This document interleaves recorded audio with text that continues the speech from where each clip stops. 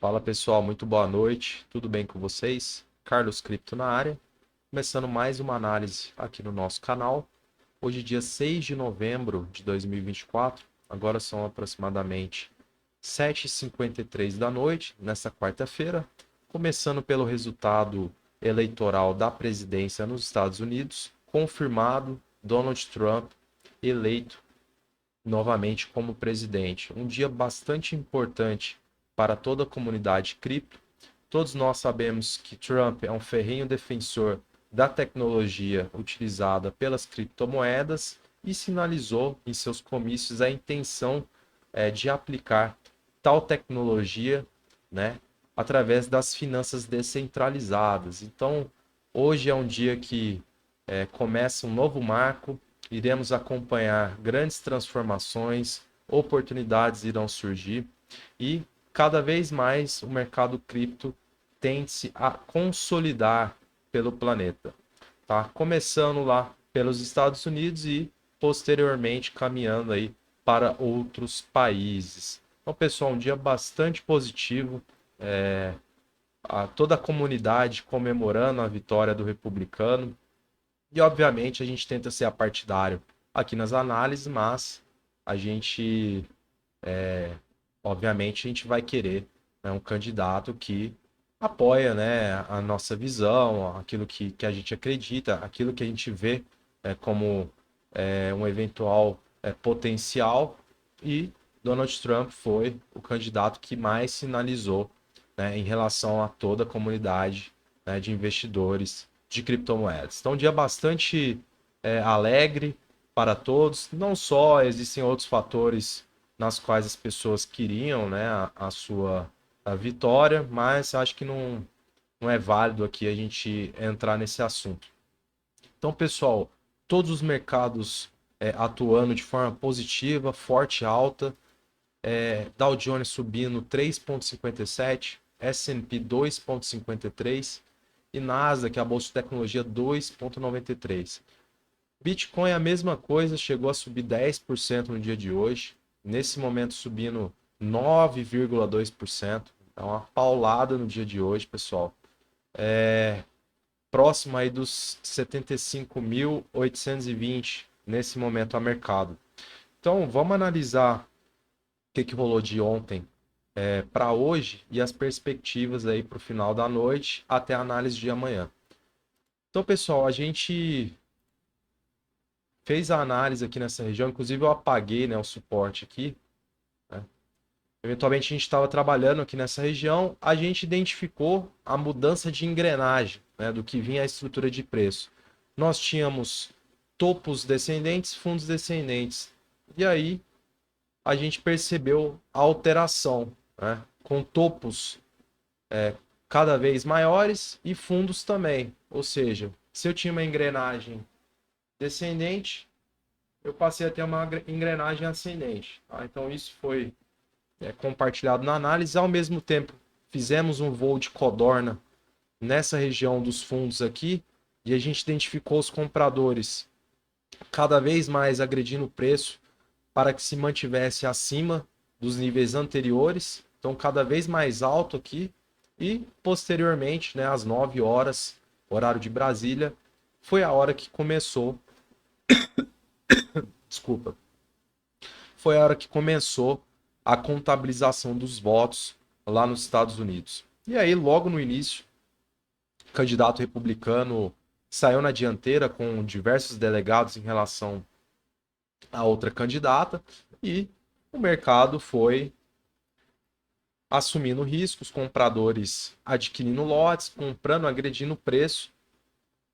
E aí, pessoal, a gente veio a romper a região do topo histórico, né, que era próxima aqui dos 73.800. Então houve um rompimento dessa região e posteriormente aqui, né, a gente teve uma bateção de cabeça com os compradores tentando manter o preço acima, né? Não faz muito sentido o rompimento com fechamento acima para, né, novamente o preço voltar abaixo. Então a gente vai trabalhar com essa região aqui do antigo topo histórico como um primeiro suporte primário. Então, eventualmente, o mercado trazendo o preço aqui novamente, a gente vai utilizar aí como a primeira referência, os compradores podendo atuar, tentando manter o preço acima. E eventualmente a partir daqui a gente vai colher mais evidências. Ao mesmo tempo, a única referência de resistência que eu tenho é lá na região próxima dos 90 mil, porém até lá a gente tem uma caminhada gigantesca, tá? E aí vão me perguntar, mas por que que tem aquela resistência naquela região dos 90 mil? Pessoal, eu estou utilizando como referência esses dois topos aqui, ó. Então, teoricamente, aqui a gente pode tratar como uma zona de patrulha, né? Ou ponto de decisão. Então, seguindo essa estrutura de preço que vem lá desde 2021 e apenas 2021, abril 21 e novembro 21. Eventualmente, o preço chegar nessa região, a gente vai analisar como que vai se comportar aqui, tá? Então, é uma zona de patrulha, porém, como eu mencionei anteriormente, a gente tem uma caminhada ainda a fazer, tá? Lembrando que, ao que parece, está concretizando a bandeira de alta. Então, foi mencionado aqui a estrutura, pavio, topos e fundos descendentes, flâmula, e aí a ascendência novamente. Então, ao que parece, aquilo que foi plantado, né? Aquela sementinha dentro da sua cabeça para que você deixasse no radar essa possibilidade. Ao que parece, vai se concretizar em vista do que está sendo o cenário. Então, pessoal, é complicado a gente procurar topo. A gente está em níveis históricos de preço. Aí caçar topo é uma coisa que eu não recomendo. O que a gente pode fazer é tentar identificar onde está a concentração de lotes no livro e, eventualmente, ali a gente, né, poder traçar aí alguma eventual resistência, enfim, apenas como referência para a gente poder trabalhar, né, o preço dentro que o mercado nos mostra aí a partir de hoje. Então,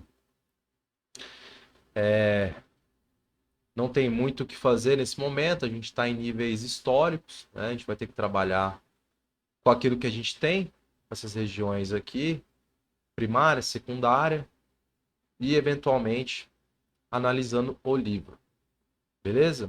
Então vamos dar uma olhadinha no livro aqui, tentar identificar onde está o dinheiro.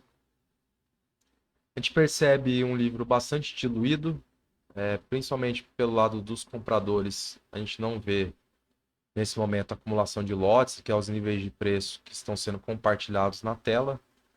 Já na região dos vendedores, a gente tem na região dos 76.500 algo próximo de 11 milhões e meio de dólares. Não considero como uma barreira, mas é importante a gente analisar todos esses indicativos, porque a gente precisa colher maior número de evidências para tentar antecipar aí qualquer movimentação do preço. Na região de 77, um pouquinho mais, algo próximo de 13 milhões de dólares, tá? Não são barreiras, mas são lotes em maior concentração, e aí é válido salientar em vista de que a gente não tem uma referência de resistência próxima nesse momento, tá? Então é complicado procurar topo nesse momento. O mais significativo e importante é aquele próximo da região dos 90 mil, mas, como eu mencionei, a gente tem uma caminhada boa até chegar lá. Talvez outro ponto, né, outro nível de preço que me faça sentido a gente ter aí uma eventual bateção de cabeça é na região dos 80 mil dólares, em vista de ser uma região de virada de dezena. Então, geralmente, né, seguindo aí alguns princípios e fundamentos básicos, né, virada de dezena, centena, milhar, a gente costuma ter, né, um conflito de interesse maior. Então, eventualmente, o preço chegando nessa proximidade, a gente vai analisar o livro e nos certificar se haverá lotes em demasia posicionados nessa região. Beleza, pessoal?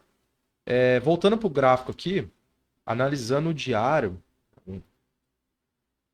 a gente percebe um candlestick com padrão de força, um excelente volume comprador. A gente tem mais 56 minutos aproximadamente para o fechamento dele. Seria perfeito, né? O fechamento de um Marubozu. É um candlestick de referência, é um candlestick muito importante ao que tange a indução aí, né, do mercado continuar adquirindo lotes e, consequentemente, né, níveis de preço. Então, vamos acompanhar, ver se de fato aí a gente vai ter um Marubozu no tempo gráfico diário e se os compradores, né, terão a façanha, o protagonismo de eventualmente, né, ir atrás ali da região dos 80 mil dólares, que, na minha opinião, né, haverá algum conflito de interesse, né? Por ser uma região de virada de dezena, eu acredito que os vendedores deverão atuar ali de forma mais incisiva. Mas é só um palpite, como eu falei, não dá para caçar topo. A gente encontra um mercado em níveis de preços que nunca chegaram, né? A primeira vez, a gente está em um novo panorama de mercado, né? Um novo ciclo, como eu mencionei para vocês, mas a gente vai tentando deduzir aí, em vista da amostragem do que acontece em outros mercados, né? Enfim, em outras oportunidades, em outros ativos, a gente tenta trazer aí um pouco da experiência aqui pro Bitcoin. Beleza, pessoal? Então, a análise basicamente é essa. A gente vai utilizar essas marcações aí como as referências de preço e vamos acompanhar o mercado aí até o final da noite e eventualmente no dia de amanhã para a gente retornar com uma nova análise. Fechado? Então agradeço a presença de todos. Se você está chegando agora, não deixe de curtir, comentar, compartilhar aqui no canal. Um grande abraço, uma excelente final de noite e a gente se vê amanhã.